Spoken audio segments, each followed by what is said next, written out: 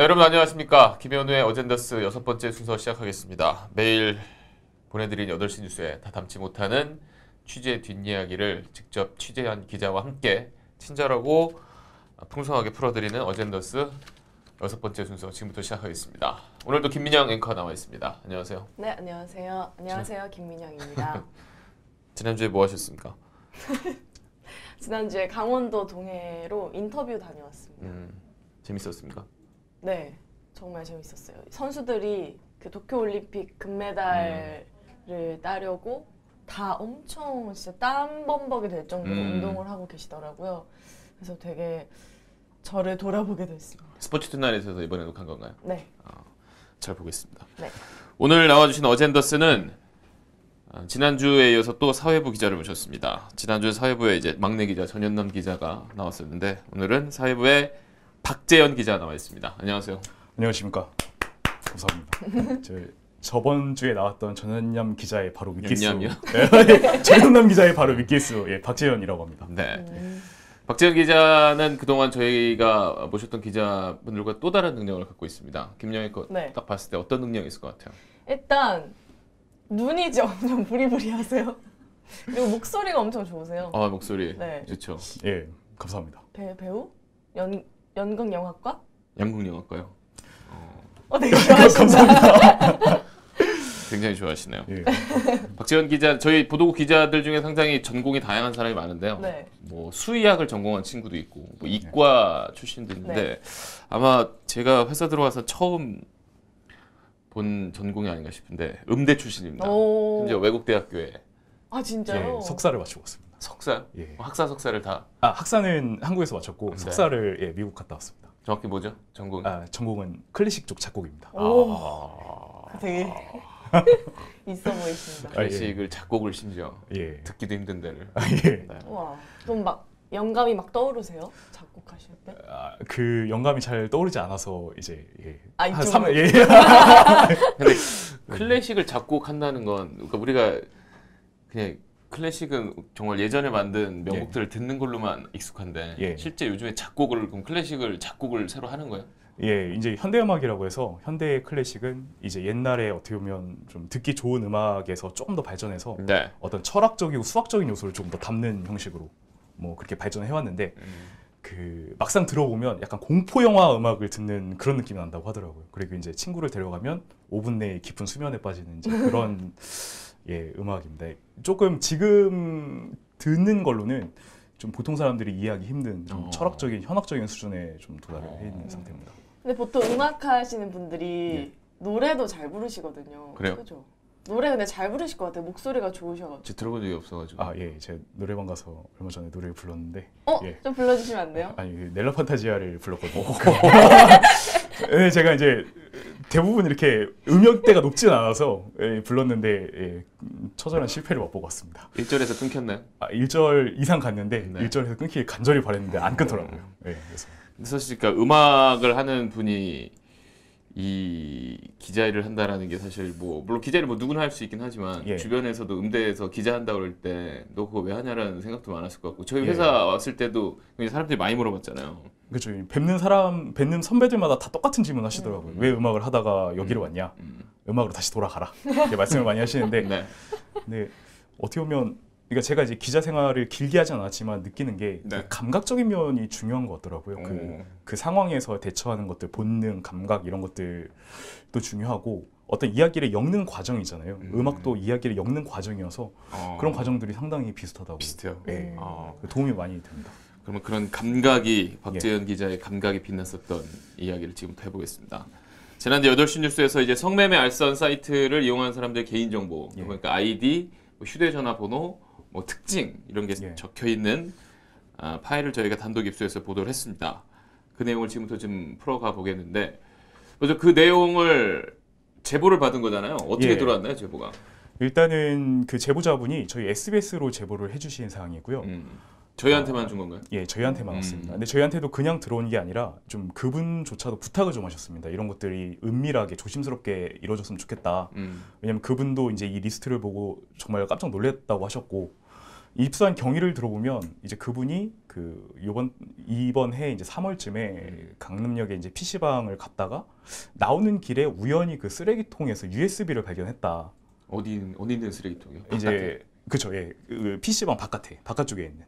거기서 USB는 굉장히 작잖아요. 예, 그러니까 이제 그분 설명으로는 어쨌든 USB가 눈에 띄어서 이거를 어쨌든 들고 왔는데 들고 와서 살펴보니까 여기 안에 좀 상상을 하지 못할 정보들이 담겨 있더라. 그래서 일단 이 정보들은 자기 그 네이버 클라우드에 옮겨놓고 USB를 버렸다. 이제 조금 무서운 마음이 들어서 워낙에 방대하다 보니까 또 이 정보가 쉽게 이렇게 접할 수 있는 정보도 아니잖아요. 그렇죠. 예.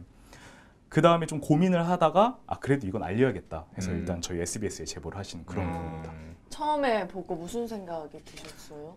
예, 저는 처음에 보고 이게 과연 실제 하는 정보일까 하는 생각이 먼저 들었어요. 그렇죠. 예, 왜냐하면 저도 이제 이런 리스트를 처음 봤기 때문에 이렇게 방대한 양의 어떤 정보들이 담긴 것들이 과연 실제 하는 걸까? 진짜로 그런 사람 거기 이제 성매매 업소와 관련된 정보가 맞을까? 그리고 상대 성매매 업소가 이 경쟁 업소의 단속을 위해서 흘린 정보가 아닐까 하는 그런 의심도 좀 해봤고요. 그러니까 그 사실 저희가 제보가 뭐 여러 가지가 들어옵니다만 하루에도 굉장히 많은 제보가 들어오고 아까 이야기했지만 이게 지난 3월이니까 한 석 달 전쯤에 이 제보자가 USB를 주워서 확인한 다음에 저희한테 온 것도 3월인 거죠. 근데 저희가 이제 보도한 것까지는 한 석 달의 시간이 걸렸는데 고민을 했던 건가요? 석 달 동안이라는 시간이 걸린 이유가 뭔가요? 일단 검증 과정이 좀 필요했습니다. 그러니까 이를테면 이제 제보자분께서 저희한테 전달한 경위가 이게 발견한 경위가 사실은 그렇게 선뜻 이해가 가지 않는 경위이긴 하거든요. 쓰레기통에서 USB를 주웠다니까. 예. 그래서 이제 이 검증 과정이 좀 필요했고 리스트가 너무 많다 보니까 그 검증 과정에서 추린다고 해도 이게 뭐 만약에 저희가 직접 전화를 드려봤을 때 당연히 부인하시는 건 당연하니까 검증이 잘 안 되더라고요. 그래서 검증이 안 되다가 이제 몇 가지 중요한 정보들이 입증이 돼서 검증이 돼서 이제 보도를 3개월 뒤에 하게 됐습니다. 그러니까 그 석 달이라는 시간은 저희도 굉장히 하루에 제보가 많이 들어온다. 뭐 기자 개인들한테 가는 경우도 있고 아니면 저희 제보 받는 그 친구들이 있는데 정말 그 친구들이 극한 직업입니다. 알겠지만 정말 참 뭐 좋은 제보도 있지만 다양한 제보들이 전화 생각하면서 인생 하소연 하시는 분들도 있고요. 막 밤에 전화 와서 새벽에 한 1시간 동안 전화 안 끊고 하신 분들도 있고 많이 있습니다. 요즘에도 새벽에 어떤 거 할머니분 계속 전화 옵니까? 저 사회부 기자 때도 잘 안 받긴 하는데 울리긴 울립니다. 항상 그 제보 전화를 많은 분들이 이용해 주시면 고마운데 그럼 이제 어디 관공서에 장난 전화하듯이 제보 전화도 약간 그렇게 하시는 분들이 있어서 사실 사회부에서 많은 들어오는 이제 제보들을 거르는 과정이 꼭 필요한데 그래서 박지현 기자가 한 석 달 동안에 걸쳐서 꼼꼼히 검증한 내용을 지금부터 하나씩 알아보겠습니다. 전 그 압수한 파일을 입수한 파일을 이게 이제 엑셀 파일인 거잖아요. 엑셀 파일이 총 50개. 그러니까 이게 총 파일, 텍스트 파일까지 합쳐서 50개고요. 엑셀 파일은 10개가 들어있어요. 엑셀 파일 10개와 나머지 어쨌든 컴퓨터 파일이 한 40개 더해서 총 50개가 있는 건가요? 네, 그렇습니다. 그 여긴 정보가 어떻게 좀 정리가 돼 있고 어떻게 쉽게 해서 어떤 사람이면 꼼꼼하게 이걸 어떤 목적을 위해서 만들었다 이렇게 좀 보이는 정보였나요? 일단은 이게 한 업소에서 나온 정보는 아니고요. 그러니까 여러 업소의 이름이 적힌 엑셀 파일들이 있었습니다. 그래서 그 파일들을 열게 되면 또 그 세부 또 다른 새끼 업소들로 보이는 업소들이 있더라고요. 그럼 그 정보까지 엑셀 시트 하나별로 이제 업소명이 딱 적혀 있고 그렇게 한 10개 정도의 업소가 적혀 있고 나머지 또 이름이 적혀 있지 않은 숫자 1번부터 쭉 시작되는 그런 엑셀 시트가 있었고 그 엑셀 시트 하나에는 연락처가 많으면 50만 건 정도. 그 사람들은 누구의 연락처인가요? 이제 성매수를 한 남성들로 보이는 이제 전화번호인데 그리고 옆에 이제 특징이 써 있는데 그 특징을 보면은 일단 나이대가 써 있고요. 그리고 신체적인 특징이 써 있을 때가 많고 그다음에 가끔은 직업도 써 있는 경우가 있습니다. 직업은 그러니까 어떻게 알죠? 이를테면 그 업소에서 이제 이용을 하다가 자기가 스스로 얘기를 했을 때 아니면 그 업소 사장들이 가끔 휴대폰을 보여달라고 한다고 하더라고요. 그 이용자들한테. 그러니까 의심이 가는 이용자 같은 경우는 휴대폰을 좀 전화를 봅시다. 그래서 전화를 봤을 때 만약에 거기에 딱 훑어봤을 때 나오는 정보들 가지고 이제 특징들을 기록을 해놓는데 이제 그런 정보를 봤을 때 다 종합을 해보면 일단은 대부분 성적인 내용이 정말 많았어요.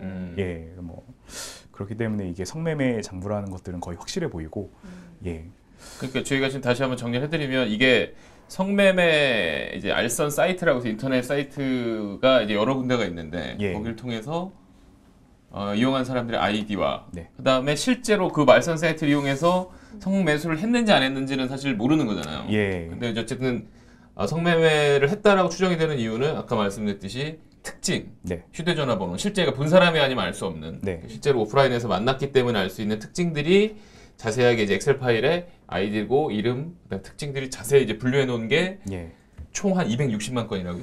예. 그러니까 실제로 숫자만 따지면 350만 건이 넘습니다. 근데 그 중에 이제 뭐 013처럼 약간 휴대전화 번호로 볼 수 없는 번호들이 중간중간 있어서 이제 그런 것들을 제외하면 260만 건 정도 됩니다. 그러면 그 파일 다 보셨을 때 가장 충격적이었던 게 뭐였나요? 일단은 네.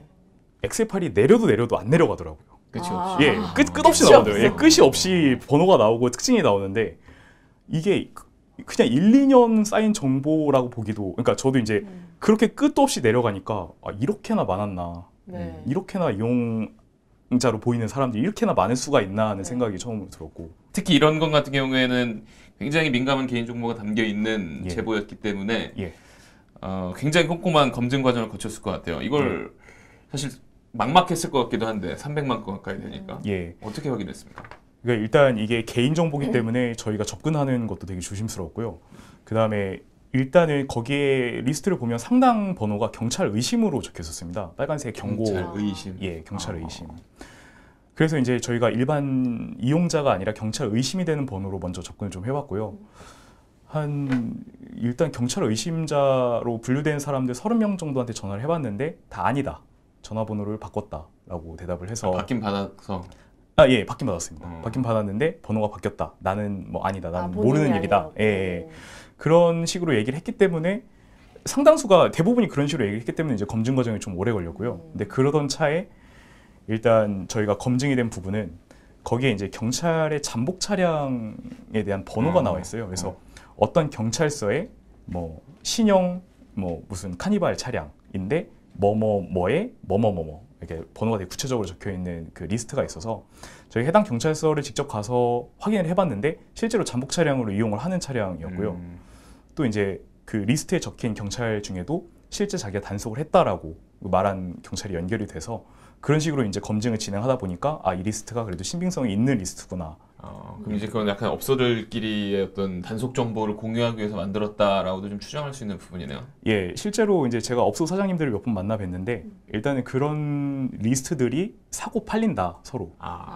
예, 그래서 근데 이제 저희가 조금 더 취재가 된 부분은 지금도 그 리스트가 살아 있고 이제 그 리스트가 어떤 한 업체에서 그 리스트를 전부 다 받아서 운영을 하고 있어서 지금도 업소에서 전화번호만 검색을 하면 바로 이게 손님인지 경찰인지 번호가 그런 게 검색이 될 수 있게 하는 시스템이 있다고. 그 손님으로 추정되는 연락처로 직접 전화를 하셨잖아요. 예. 그런데 사실 아까 그 이용자처럼 전화를 했을 때 맞아요, 내가 성매매 했어요라고 할 사람은 당연히 없을 거 아니에요. 예. 내 번호 예. 어떻게 알았어? 뭐 이렇지 네. 않죠. 예, 그런 반응이 좀 대다수였습니다. 한 절반 정도가 뭐 번호가 최근에 바뀌었다. 예, 그러니까 처음에 제 신원을 밝히면 당황을 많이 하시더라고요. 저 기자 전화 처음 받으면 사람들은 그냥 예, 정말 당황하시더라고요. 그래서 왜 전화했냐 도대체 내 번호 어떻게 알았냐. 그렇죠. 그래서 이제 자초지종을 뭐 설명 드릴 때가 많았는데 설명을 드리면 아, 최근에 번호가 바뀌었다. 나는 모르는 일이다. 내 번호가 왜 거기인지 모르겠다. 뭐 이런 식으로 답변을 해주셔서 사실 그런 식으로 근데 상식적으로 생각하면 자기가 성매매를 했다고 말씀해 주시는 분은 안 계시잖아요. 왜냐면 요즘에는 이제 번호를 저장을 하면 그 카톡 이렇게 저장을 하면 예. 바로 뜨잖아요. 예. 그리고 이제 카톡에 무슨 이제 사진 같은 걸 그렇죠. 예. 보면은 예. 이 사람이 직업을 추정할 수 있는 경우도 많은데 혹시 그렇게 통해서 좀 많은 건 없나요? 예, 정말 많이 했습니다. 그러니까 이제 제 휴대폰을 보면은 끝에 물음표가 걸려 있는 연락처가 되게 많거든요. 그 연락처가 다 리스트에서 나오는데, 예. 그래서 이제 물음표를 하면 이제 사진이 뜨기 때문에 이 사진으로 이분이 어쨌든 경찰 일 하실 수도 있는 그렇죠. 거고 나올 수도 있는 거고요. 그래서 그런 정보로 사실 직업을 알아낸 경우도 있고요. 예. 그래서 이제 그런 식으로도 검증을 어느 정도 진행을 했었습니다. 그러니까 저희가 지금 말씀드리는 건 이게 뭐 해서 저희가 누가 잘못을 했고 누굴 찾는 뭐 그런 진실을 다가가는 과정도 있지만 일단 저희가 보도를 하기 전에 이 제보를 얼마나 믿을 수 있는 건지 그 확인 작업을 박지연 기자가 얼마나 오랜 시간을 들여서 했는지를 여러분께 지금 말씀드리고 있는 겁니다. 아까 파일이 좀 50개라고 했고, 네. 뭐 이제 뭐 경찰 추정되는 뭐 번호들, 그다음에 성매매 알선 사이트 이용자로 추정되는 사람들 있다고 했는데, 뭐 나머지 총 40개 파일, 네. 저 입수한 파일에는 또 어떤 게 있습니까? 일단은 가장 눈에 띄는 건 경찰이 단속을 나왔을 때 이렇게 해라라는 행동 지침이 있었고요. 행동 지침이요. 예, 이제 업소별로 이를테면 뭐 경찰이 나와서 단속을 할 때 뭐 발뺌을 처음에 하고 그 다음에 뭐 이런 말씀까지 드려도 되는지 모르겠는데 한번 샤워를 같이 시켜봐라. 그래서 직접 옷을 벗으면 경찰이 아니다. 경찰이면 옷을 벗을 수가 없다. 라고 해서 구체적인 행동 지침들이 들어있습니다. 왜 그래서 못 벗어요? 이제 시도를 왜? 그러니까 이제 경찰이 지켜야 되는 선이 있기 때문에 이제 단속을 할 때도 이 단속에서 가능한 선들이 있거든요. 근데 한정 단속 이런 거. 그렇죠. 이제 그 이상으로 넘어가면 이제 위법 행위가 될 수 있기 때문에 그 안에서 이제 이루어지다 보니까 실제로 이제 성매매 단속을 하러 나간 경찰이 네. 뭐 손님으로 이제 가서 네. 뭐 수사를 할 수는 있지만 예. 방금 말한 대로 선을 넘어가는 순간 이제 범죄의 선에 갈 수 있는 거니까. 예. 네. 예. 네. 참. 갑작스러운 질문에 네. 아, 네. 좀 당황을. 자세한 답을 한 것 같아요. 아, 예, 죄송합니다. 자, 단속을 피하는 방법. 아유, 왜 샤워를 해도 되냐 그러니까. 제가 샤워 얘기는 뺐어야 돼요. 네. 성매매 업소 운영하는 분 아까 직접 만났다고 했잖아요. 예. 이걸 혹시 왜냐하면 이게 정말 성매매 업소 장부인지 아닌지를 확인을 해야 하니까. 예. 사장님들은 이걸 보고 뭐라고 하나요? 예, 사장님들은 익숙하시더라고요. 익숙하다고. 예, 정말 익숙하다고 말씀하시고, 그러니까 과거에는 이것들을 사고 팔았고, 그 다음에 요즘에는 사고 팔았다. 예, 사장들이 이제 휴대폰들을 두세 개씩 들고 다닙니다. 그래서 본인이 쓰던 폰 말고 약간 대포폰처럼 두 개를 들고 다니는데 두세 개를 들고 다니는데 만약에 손님들한테 전화가 오면 그 손님이 진짜 손님인지 경찰인지 앞에 이렇게 뜨더라고요. 그러니까 저장을 해놓는 건가? 그 사람들 거기 전화번호. 이를테면 데이터베이스에 저장이 돼 있고 이게 앱으로 연결이 되면 누가 상대방이 나한테 전화를 했을 때 이 사람에 대한 어떤 글자가 뜰 수가 있거든요. 뜨게 할 수가 있거든요. 그래? 그 왜 광고 차단 앱도 예. 모르는 번호 전화 오면 광고라고 이렇게 떠요. 딱. 예. 나만 모르는. 예. 네. 예, 요즘에 알겠습니다. 발전을 해서 예. 그래서 그런 게 있나? 예, 네. 그래서 이제 그렇게 좋은 정보네. 모든 업소가 그런 식으로 운영하고 있기 때문에 사실 이 데이터베이스가 단속을 피하는데 되게 중요한 역할을 한다고 볼 수 있습니다. 근데 어쨌든 그 만난 성매매 업소 이제 운영했던 사람들은 예. 이게 우리 쪽에서 나온 장부인 것 같다라고 이야기를 하는 건가요, 그러면? 예, 그냥 그건 이 성매매 업소에서 만든 장부는 맞다고 얘기를 합니다. 그래요? 예, 뭐 자기 업소는 아니라고 얘기하지만 혹시 거기에 파일 예. 작성 날짜 같은 건 있었나요? 예, 작성 날짜도 언제쯤에 있던 거예요? 이게 2016년부터 2018년 사이에 작성된 좀 그리고 시간이 지난 거군요. 예, 텍스트 2년 파일 같은 경우는 2019년도 있었고요. 정도. 예, 그래서 이제 엑셀 파일 같이 이제 주로 전화번호 같은 경우는 2018년까지. 그럼 한 사람이 만들어서 이게 꾸준히 업데이트를 시켰을 가능성도 있나요? 예, 실제로 뭐 저희가 연락된 경찰 같은 경우는 자기가 성매매 단속을 했었는데 그래서 그 리스트에 번호가 남은 것 같은데 자기가 성매매 단속을 했을 시점은 2015년이다. 그 예전 종전근무지에서 그렇죠. 예. 했었고 지금 딴 데로 왔는데 예. 자기 이제 연락처가 남아 있는 거군요. 예, 그러니까 이제 그 과거부터 쭉 쌓아온 데이터베이스라고 할 수 있겠습니다. 성매매 업소 자체가 불법이잖아요. 예. 그럼 단속에 나오면 걸리는데 예. 굳이 이런 장부를 남기는 이유가 있나요? 이건 결정적인 증거가 될 수 있는 거죠. 네. 예. 근데 원래는 이 장부 자체가 노출이 거의 잘 안 되는 파일들이에요. 그래서 진짜 그러니까 작업을 할 때 이런 식으로 한다고 하더라고요. 이 장부가 담긴 USB가 있으면 작업을 할 때 USB를 꽂고 작업을 한 다음에 저장을 시킨 다음 USB를 뺀다. 그러니까 이제 하드디스크엔 저장을 안 하는 거예요. 그리고 그 과정들을 감독관이 뒤에서 계속 쳐다보고 감독관이요? 있다. 감독관이 있다고 하더라고요. 업소에서 예, 업소에 그 감독관. 이제 이 DB들 관리할 때는 계속 뒤에서 체계적이네요. 예, 체계적으로 돼 있어서 이제 그런 식으로 관리를 돼서 이제 되게 은밀한 파일인데 사실 이제 이게 나가는 것보다 경찰 단속, 그러니까 나한테 전화한 사람이 경찰인지를 아는 게 그 사람들 입장에서는 더 중요한 거예요. 가장 중요할 수 있죠. 예, 가장 중요한 경찰이 전화했을 때 바로 안내를 하게 되면 바로 단속이 될 수 있기 때문에 이런 것들을 막고자 이런 데이터베이스를 계속 생산하고 공유한다고. 예, 왜 예전에 돈 받고 애인이 성매매 업소에 갔는지 확인해주는 그런 남편이나 사이트가 남자친구가 갔는지. 좀 화제가 예. 됐었잖아요. 저는 그걸 보고 진짜 저게 팩트일까라는 의문을 품었는데 이런 장부가 있으니까 또 맞는 것 같기도 하고. 아, 예, 그 업소 사장님이 맞다고 하시더라고요. 뭐가요? 이 데이터베이스가 그 유흥 탐정의 베이스가 됐다. 그럼 이걸로 의뢰를 받으면 여기서 확인을 해주는 거였어요? 그렇죠. 이제 이 장부보다 훨씬 더 많은 데이터베이스가 가지고 있겠지만, 예, 그러니까 이 장부들이 베이스가 된 게 맞다. 그렇게 확인해 주셨습니다. 어쨌든 저희도 이번 취재와 보도가 모든 제보에서 시작이 됐듯이 굉장히 이제 여러분들의 제보가 굉장히 후속 취재에 있어서 꼭 필요하고 좀 소중합니다. 이 다음에 혹시 좀 제보가 더 들어온 거 있거나 좀 취재에 좀 진전된 게 있습니다. 그 저희한테 이제 제보 들어온 것들이 계속 이어지고 있어서 지금보다 조금 더 나간 이야기들로 그 성매매 업소 사장들을 만나고 있고요. 그리고 지금까지 성매매 업소를 생각을 하면 왜 단속이 되지 않을까? 왜 경찰이 이렇게 대대적으로 단속한다는데도 영업이 되고 있을까라는 근본적인 의문이 아직까지 풀리고 있지 않은데 벌써 수십 년간. 근데 이것들에 대한 유의미한 제보도 받아서 저희가 추진하고 있습니다. 이제 의미 있는 제보가 들어왔다는 겁니까? 예, 그렇습니다.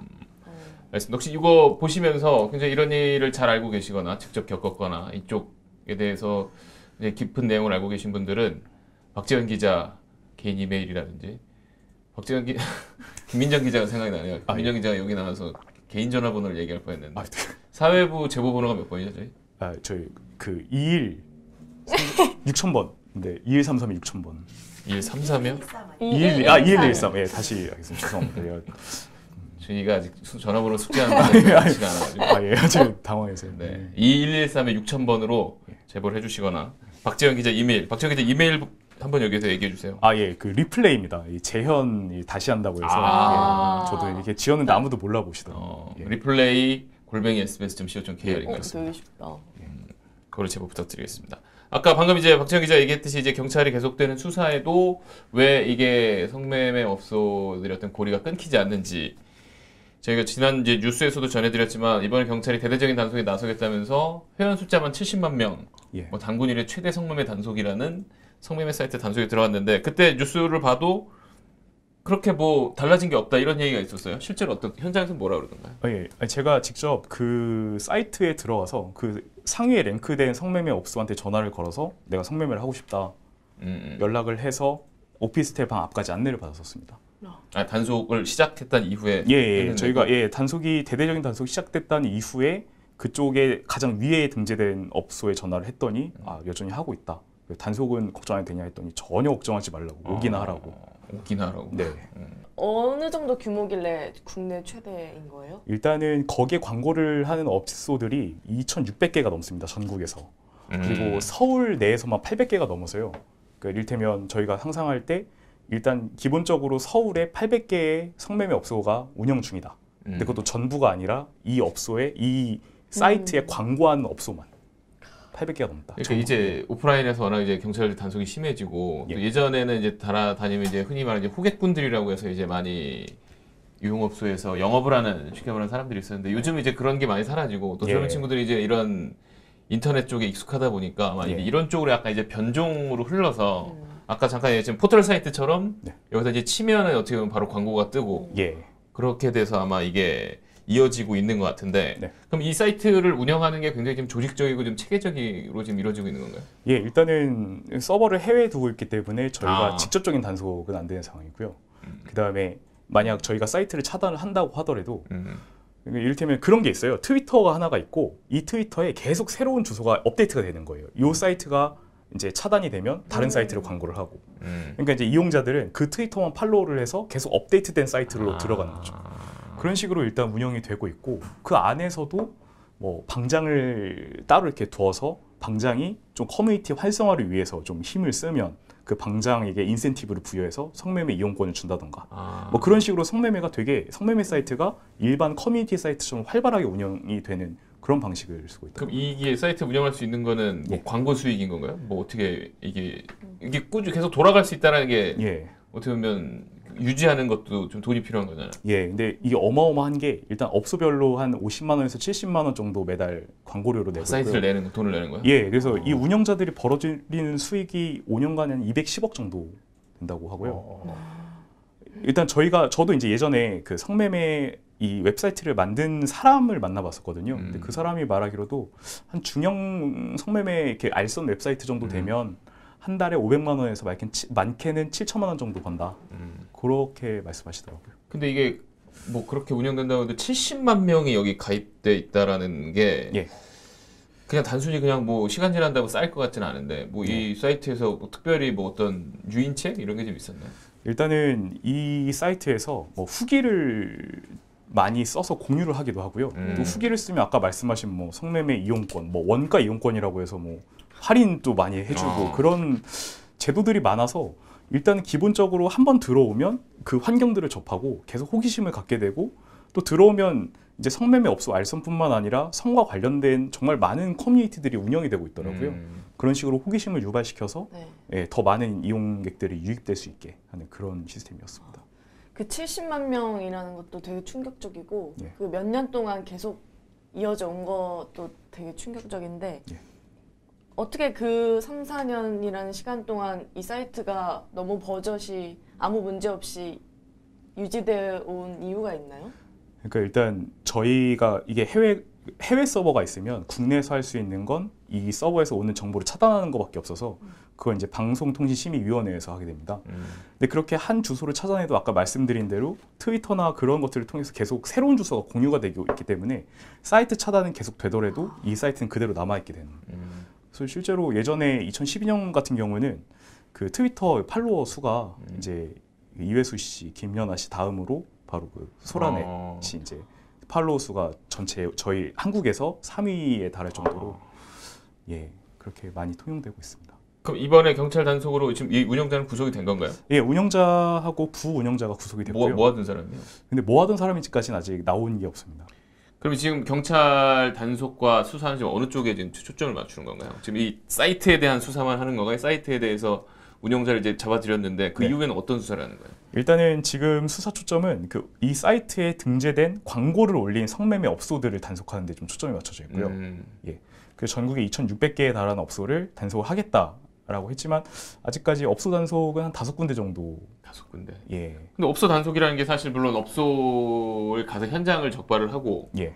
뭐 거기서는 이제 가서 우리 성매매 업소라는 자체가 불법이기 때문에 영업 허가를 성매매 업소라고 내는 곳은 없잖아요. 예, 어쨌든 가면 다 이제 불법 영업 형태를 띠고 있는데 네. 이렇게 하겠다라고 해서 단속이 제대로 이루어질 수가 있나요? 사실상 단속이 쉽지는 않습니다. 일단은 인력도 좀 한정이 돼 있어서요. 일선 경찰서 같은 경우는 뭐 성매매 단속 인원이 일단 뭐 생활질서계가 주로 단속을 하는데 한 3-4명밖에 안 되거든요. 이 3-4명이 뭐 수백 개 업소를 단속할 수는 없는 사안이고요. 그리고 사실은 이제 이런 뭐 저희가 오피라고 흔히 부르는데 오피스텔 방을 빌려서 운영하는 성매매 업소 같은 경우는 이 오피스텔이 단속이 되면 이 방만 없애버리면 되거든요. 그럼 나머지의 뭐 10개는 그대로 운영하고 있기 때문에 사실은 이 방을 단속해서는 소용이 없고 진짜 이 방을 관리를 하는 사무실을 단속을 해야 되는데 이 정보는 경찰도 접근하기가 상당히 힘들다고 하더라고요. 그 안에서 워낙 은밀하고 내부적으로 이루어지는 거니까. 예, 그래서 이 사무실이 어디에 있는지는 뭐 이 전체 업소로 운영하는 실장 1-2명 정도만 알고 있다. 그렇게 지난주까지 이 사이트 정상 운영되고 있다고 들었는데 지금은 어떤가요? 예, 제가 그래서 오늘 한번 들어가 봤는데요. 예, 일단 지금은 점검 중이라고 해서 사이트는 막아놨습니다. 접속이 안 돼요? 예, 아니 접속은 됩니다. 접속은 됐는데 그냥 뭐 개선 작업을 한다고 그냥 그렇게만 적혀 있고 뭐 실제 이렇게 광고를 볼 수 있게는 안 돼 있습니다. 근데 뭐 이 사이트만 그렇고요. 다른 사이트들은 여전히 성업하고 있는 중입니다. 근데 사실은 저도 그렇고 기자님들도 그렇고 오늘 이런 사실을 더 알게 된 거잖아요. 예. 이렇게 자세한 사이트가 있고 어떻게 운영되는지를 알게 된 건데 이렇게 수사를 알리는 것 자체가 어쩌면 또 사람들이 알게 되는 지금 계기가 될 수도 있잖아요. 네. 이렇게 대대적으로 말을 하는 이유가 뭔가요? 일단 어떻게 보면 저희 성매매 업소를 단속하는 데는 한계가 있고 사실 단속을 해도 뿌리만 있으면 줄기는 정말 많이 뻗어나가거든요. 그러니까 이쪽을 단속했다고 없어지는 게 아니라 다른 쪽에서 또 새로 생길 수가 있는 문제여서 사실 이것들을 완전히 근절시키기까지는 정말 오랜 시간이 걸리고 이제 쉽진 않은 일이에요. 대신에 성매매 이용자들이 업소를 가게 되면 단속당할 수가 있다. 네. 이렇게 전화번호가 남고 너의 기록들이 남을 수가 있다라는 거를 보여줌으로써 어떤 예방 효과 같은 것들을 기대할 수 있지 않을까 싶습니다. 그러니까 저희도 이런 보도를 할 때 사실 가장 걱정되는 건 괜히 이게 반대로 이 알선 사이트를 저희가 홍보하는 예. 역효과가 나지 않을까라는 저희 분명히 걱정도 있고 사실 뉴스를 보는 청소년들한테 나쁜 영향을 끼치는 거 아니냐라는 저희도 걱정이 듭니다만 방금 박재현 기자 얘기했듯이 결국 이거를 원천적으로 결국 뿌리를 뽑아야 되기 때문에 줄기를 네. 자르면 언제든 다시 새로운 줄기가 자라나기 때문에 이런 걸 방편 그리고 일반 사람들도 자칫 뭐 이용을 했거나 아니면 자기가 몰라서 한번 그 성매 사이트에 가입을 해도 어떤 범죄자로 또 조사받을 수도 있기 때문에 그 부분을 대해서 저희가 미리 범죄 예방 효과 또 성매매 업소라는 것은 많은 사람들 혹시 모른다면 성매매 업소 이용하는 자체도 바로 불법이기 때문에 그런 점을 저희가 알리기 위해서 이 내용을 여러분께 전해드리고 있다는 말씀을 드리겠습니다. 네.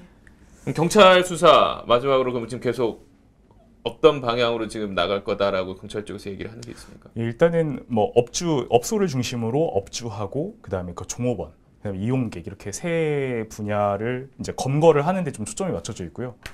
일단은 사이트 차단도 경찰청 쪽은 아니지만 방송통신심의위원회에서 계속 이루어질 것 같고 이런 식으로 차근차근 수사를 진행할 것으로 보입니다. 우리가 입수한 제보 파일 그리고 보도한 거에 대해서도 경찰이 수사를 합니까? 예, 지금 단계에서 뭐 수사를 한다고 말하기는 조금 어려운데요. 일단 저희가 조금 더 유의미한 제보들을 받고 그거에 대해서 보도를 하면 그런 부분에 대해서는 수사가 이루어지지 않을까 생각합니다. 네, 그러면은 저희 어젠더스 끝내기 전에 특종 하나씩 말씀해 주시고 가거든요. 엄청났죠. 네. 예, 근데 아까 제가 말씀드리긴 했었는데 이제 성매매가 왜 근절되지 않는지 경찰들이 왜 단속을 못하는지에 대해서가 다들 의문이잖아요. 그렇죠. 그리고 경찰들이 단속을 나올 때 사실 단속이 되는 성매매 업소가 그렇게 많지는 않거든요. 왜 그럴까 생각을 해보면 성매매 업소들이 정보를 미리 안다는 추정을 할 수가 있거든요. 사실 뭐 영화에서도 뭐 그런 거 저희가 많이 보잖아요. 예. 근데 아직까지 입증된 적은 이제 없는. 그러니까 이제 뭐 물론 이제 연락한 중간 체크하고 경찰하고 뭐 돈을 주고받았다 이런 걸로 처벌받는 사례는 있어도 과연 이 시스템이 어떻게 운영되고 왜 이들이 단속을 받지 않는지에 대해서 그 부분에 대해서 저희가 추가로 취재하고 있어서 혹시 그 부분에 대한 저희 제보를 더 주실 수 있는 분이 있으시면 예, 저희는 언제나 기다리겠습니다. 특종을 얘기해달라고 했더니 제보해달라는 얘기를. 예. 제보. 특집방. 예. 아니 뭐 그런 부분에 하는데 이제 제보가 절대적으로 필요한 맞습니다. 부분이어서. 특히 이쪽 취재는 그쪽을 좀 내부 네. 사실을 차정을 잘하는 사람들의 적극적인 제보가 또 진실에 다가가는데 가장 큰 도움이 되기 때문에 replay@sbs.co.kr 리플레이입니다. 네, 2113 6000번으로 꼭 제보 부탁드리겠습니다. 박재현 기자 오늘 나와서 어젠더스 첫 출연이잖아요. 예. 네, 어땠습니까? 땀이 비실비실. 아 진짜요? 아 예. 네, 이야기를 너무 잘해줘서 아 예. 중간에 얼굴 너무 빨개지고. 예. 괜찮습니다. 네. 김민영 큰 어땠습니까? 오늘 좀 충격적이에요. 지금 어떤 마음이 점이? 좀 찝찝해요. 어떤 점 때문에? 되게 많은 사실을 알게 돼가지고요. 새로. 네. 알겠습니다. 네. 오늘 어젠더스 박재현 기자, 김민영 앵커와 함께했고요. 다시 한번 말씀드리지만 내부 사정을 잘 아시는 분들, 또 직접 겪었거나 주변에서 잘 알고 있는 분들은 저에게 제보를 부탁드리겠습니다. 그리고 한 가지 끝으로 좀 전해드릴 말씀이 있는 게 어젠더스가 다음 주부터 2주 동안 잠시 휴식기에 들어갑니다. 저희 그동안 워낙 능력이 많은 어젠더스들 여러분과 함께 했었는데 새로운 어젠더스를 발굴하기 위해서 2주 동안 재정비 시간을 갖도록 하겠습니다. 지금 저희가 지금 굉장히 많은 제작진이 여기 함께하지 못하고 있어서 앞으로 좀 새로운 인력도 좀 지원을 더 받아서 여러분께 좀 더 깔끔하고 친절한 내용을 전해드리기 위해서 2주 동안 재정비 시간을 갖고요. 7월에 좀 더 유익한 내용 그리고 저 입담이 좋은 어젠더스와 함께 찾아뵙도록 하겠습니다. 너무 아쉬워하지 마시고요. 네, 7월에 돌아오겠습니다. 네, 오늘 수고하셨고요. 오늘 어젠더스 6회 방송 여기서 마치겠습니다. 고맙습니다. 수고하셨습니다. 큐. 버려진 개들을 가두기 위한 포획 용틀입니다. 지자체에서는 죄송합니다. 버려진 개들을 가두기 위한 들의 민원이 계속됩니다. 버려진 개들을 가두는 포획 용틀입니다. 이 지자체에서만